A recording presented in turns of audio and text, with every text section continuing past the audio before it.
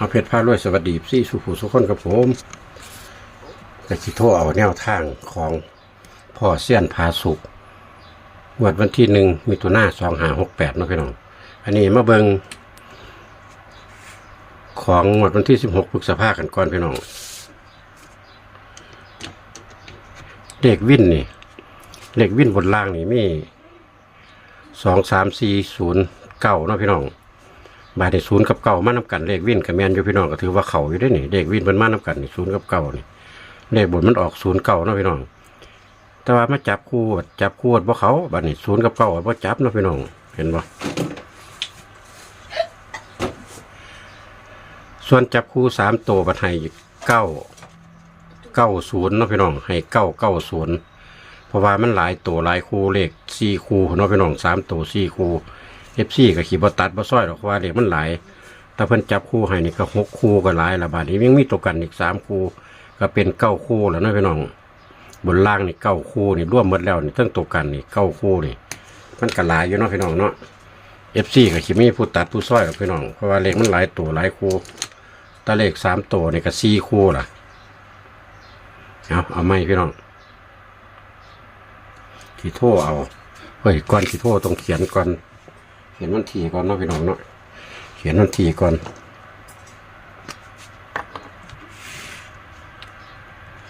หมดวันที่1/6/8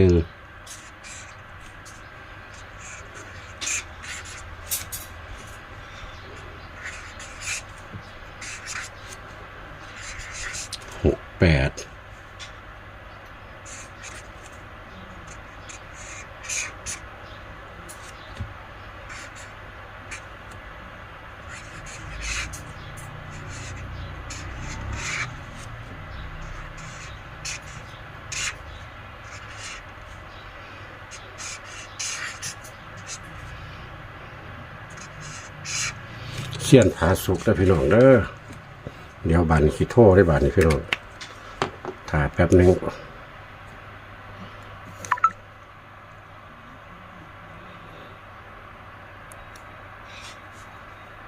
ใช่ละ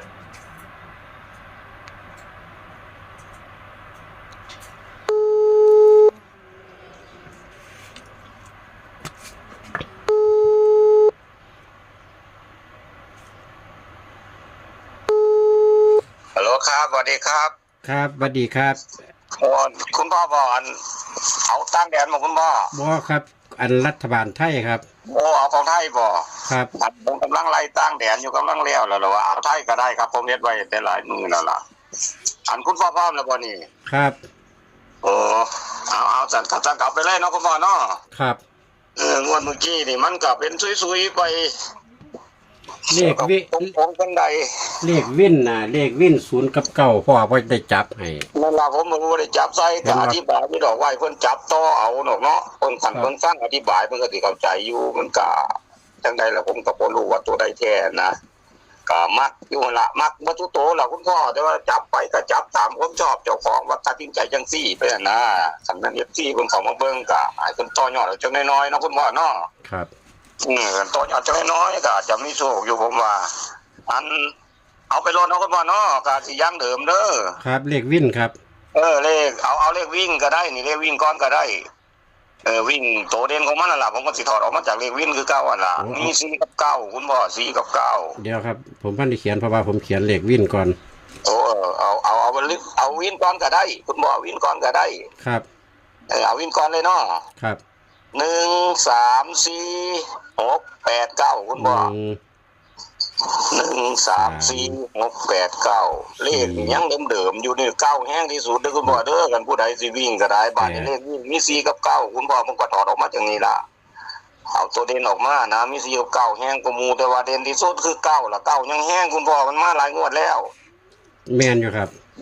ข้างตั้งแดนกับหวยมันไม่4 5 6งวดโดนมียังแห้งอยู่นี่จะเป็นห่วงแต่ว่า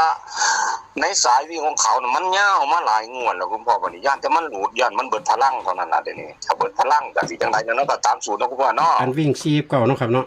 มี4 กับ 9แต่แห้งกว่าหมู่คือ9เด้อกันผู้ใดเพิ่นว่าบ่มีตัวจับใส่เลขแล้วล่ะมีตัวเด่นในใจตัวนึงล่ะหาคู่บ่ได้นี่เอามาเสียบใส่เลยนี่เอาเก่าไปใส่เลย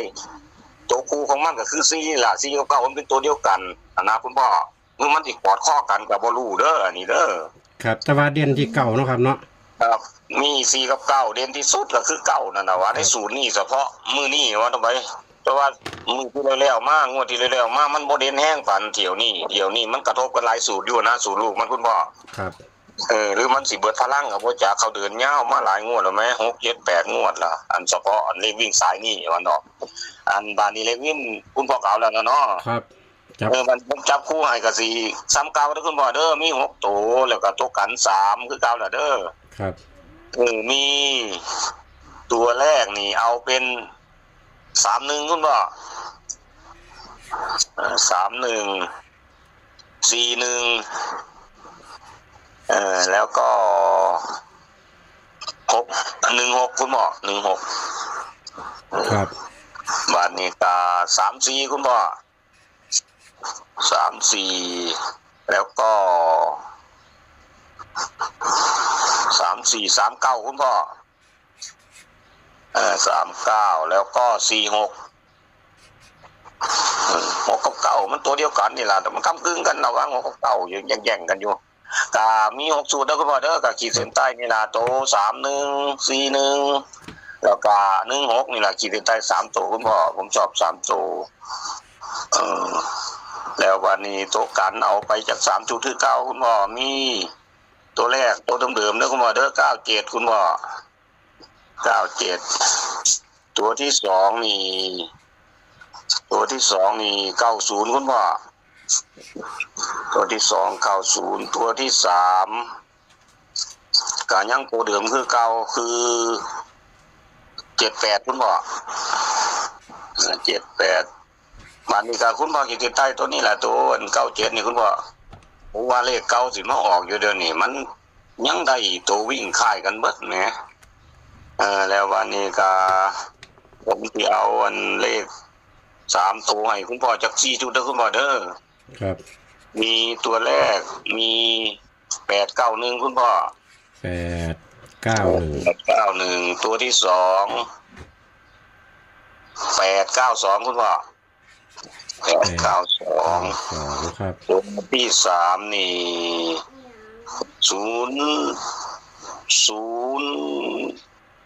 076คุณพ่อ076ตัวที่4คุณพ่อเอา984 984คุณพ่อขีดเส้นใต้ตัวนี้แล้วตัว984นี่ตัวนึงแล้วก็อีกตัวนึงก็นี่ล่ะนี่076นี่ล่ะมันสิเป็น79ก็บ่จักแล้วเดฟที่มันมีหน้าเอาคือมันสำคัญตีเลข9นี่มันสิดิ้นไปได้2หน้านึงคือถ้าตีลังกามันจะเป็น6เด้อคุณพ่อเด้อ ครับ บางอีกอันนึงน่ะคือตัวครูมันคือ4บางที่มันอาจจะกอดข้อกันเป็น94ก็บ่จับผมจับไว้นี่จับ46ให้ว่าคันซื้อ46อย่าลืมซื้อ49นำหรือคันบ่มักหลัก10หลักหน่วยก็เปลี่ยนเอาหรือว่าลื้อถิ่มเบิดเลยที่ผมประกบให้นี่ก็ประกบว่าใหม่มันสิมีอยู่ในนี่ล่ะคุณพ่อในระหว่างเลขวิ่งกับเลขวิ่งนี่เด้อคุณพ่อเด้อ ครับ อย่างน้อยๆก็คิดว่าจะมี1สูตรเพราะว่างวดที่แล้วเนาะคันผมจับให้เบิดมันก็ปัดสิหลายโพดผมก็เลยจับตามความชอบเจ้าของบัดนี้มันออกมาจังซั่นมันก็พอเสียบสวยๆไป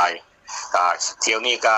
คิดว่าสิเข้าแล้วคุณพ่อทั้งเบิดทั้งมวลมีตัวนี้นะคุณพ่อเด้อ ครับ เอาจังได๋ก็ขอให้คุณพ่อคุณแม่ FC ผู้เข้ามาเบิ่งขอให้โชคดีทุกคนสวัสดีครับขอโชคดีครับคุณพ่อครับสวัสดีครับ พี่น้องเฮาแคปหน้าจอเด้ออันนี้คือรัฐบาลไทยของพ่อเซียนพาสุก1มิถุนายน2568มาเบิ่งเลขวิ่นบนล่างพี่น้อง1 3 4 6 8 9ได้พี่น้องเด้อพ่อเพิ่นให้วิ่ง4กับ9เล่นที่9ได้พี่น้องลอง4ส่วนจับคู่ก็คือ31 16 39 41 34แล้วก็46ได้พี่น้องเด้อส่วนตกกันนี่97 90แล้วก็78เป็นตัวกันได้พี่น้องเด้อตัวเด่น314116ได้พี่น้องตัวเน้น3คู่ส่วนเลข3ตัวที่มีอยู่4คู่891เป็นตัวร่อง892ก็เป็นตัวร่องบาทนี้ตัวเน้นได้บาทนี้076 984เป็นตัวเน้น2คู่นี่พี่น้องนี่2คู่อยู่ในกรอบนี่ได้พี่น้องได้ตัวเน้นตัวเด่นพี่น้องเขาก็แคปหน้าจอเอา ถ้ามักถ้าชอบตัวใดเฮาก็หาสลากกินแบ่งกันขันว่ามักเข้ากับพานเนาะพี่น้องตัวเลขเป็นแค่แนวทางชอบก็จัดขัดก็ผ่านเนาะพี่น้องเนาะขอบบุญขอบคุณพ่อเสี้ยนพาสุกระดายคอยพี่น้องเฮาโชคหมานเฮงๆปังๆกันเด้ออย่าลืมฝากกดไลค์กดแชร์กดติดตามสำหรับคลิปนี้สวัสดีครับผม